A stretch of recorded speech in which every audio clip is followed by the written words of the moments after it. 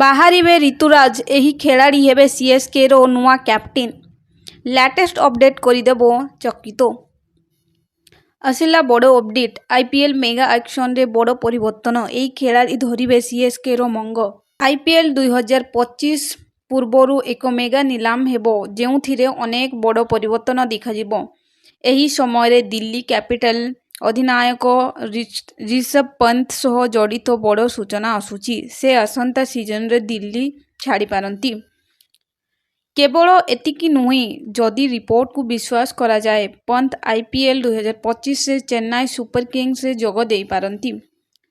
IPL 2025 ପୂର୍ବରୁ Delhi Capitals ମୁଖ୍ୟ ପ୍ରଶିକ୍ଷକ ରିକି ପନ୍ତିଙ୍କୁ ବହିଷ୍କାର କରିଥିଲେ। ପନ୍ତିଙ୍କ ବିଦାୟ ପରଠାରୁ ଋଷଭ ପନ୍ଥ ଦିଲ୍ଲୀ ଛାଡ଼ିପାରନ୍ତି ବୋଲି ଖବର ଆସିଛି। ପନ୍ଥ ଦୀର୍ଘ ଦିନ ଧରି ଦିଲ୍ଲୀ ସହିତ ଅଛନ୍ତି, କିନ୍ତୁ ବର୍ତ୍ତମାନ ତାଙ୍କ ଦଳ ଆଇପିଏଲ୍ 2025 ମେଗା ନିଲାମ ପରେ ପରିବର୍ତ୍ତନ ହୋଇପାରେ। ତେବେ ଏ ପର୍ଯ୍ୟନ୍ତ ଫ୍ରାଞ୍ଚାଇଜ୍ କିମ୍ବା ପ୍ଲେୟର ଦ୍ୱାରା ସେପରି କୌଣସି ଅପଡେଟ୍ ଆସିନାହିଁ।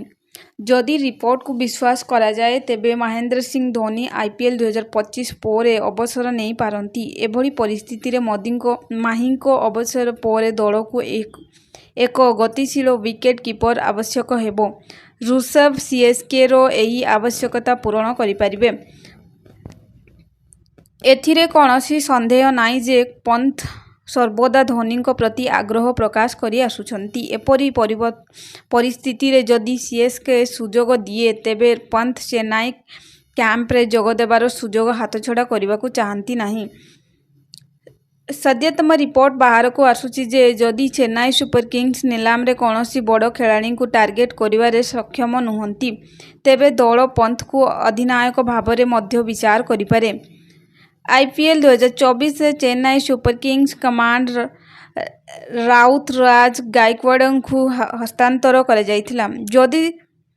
କିନ୍ତୁ ଯଦି ରିପୋର୍ଟଗୁଡ଼ିକ ବିଶ୍ୱାସ କରାଯାଏ, ଫ୍ରାଞ୍ଚାଇଜ୍ ଏବଂ ପରିବର୍ତ୍ତନ ଆଡ଼କୁ ଚାଲିଛି। ବାସ୍ତବରେ ଗତ ସିଜନରେ ଗାଇକ୍ୱାଡ 14ଟି ମ୍ୟାଚରେ ସିଏସ୍କେ ଅଧିନାୟକତ୍ୱ କରିଥିଲେ, ଯେଉଁଠାରେ ସେ 7ଟି ମ୍ୟାଚରେ ଦଳକୁ ବିଜୟ ହାସଲ କରାଇବାରେ ସକ୍ଷମ ହୋଇଥିଲେ ଏବଂ 7ଟି ମ୍ୟାଚରେ ଦଳକୁ ପରାଜୟର ସମ୍ମୁଖୀନ ହେବାକୁ ପଡ଼ିଥିଲା। ଗାଇକ୍ୱାଡଙ୍କ ଅଧିନାୟକତ୍ୱରେ ଚେନ୍ନାଇ ପ୍ଲେ-ଅଫ୍ ପାଇଁ ଯୋଗ୍ୟତା ଅର୍ଜନ କରିପାରି ନଥିଲା ଏବଂ ପଞ୍ଚମ ସ୍ଥାନ ହାସଲ କରି ଟୁର୍ଣ୍ଣାମେଣ୍ଟରୁ ବାଦ୍ ପଡ଼ିଥିଲା। ମୋଟ ଉପରେ ଗାଇକ୍ୱାଡଙ୍କ ଅଧିନାୟକତ୍ୱ ଅଧିକ ଶକ୍ତି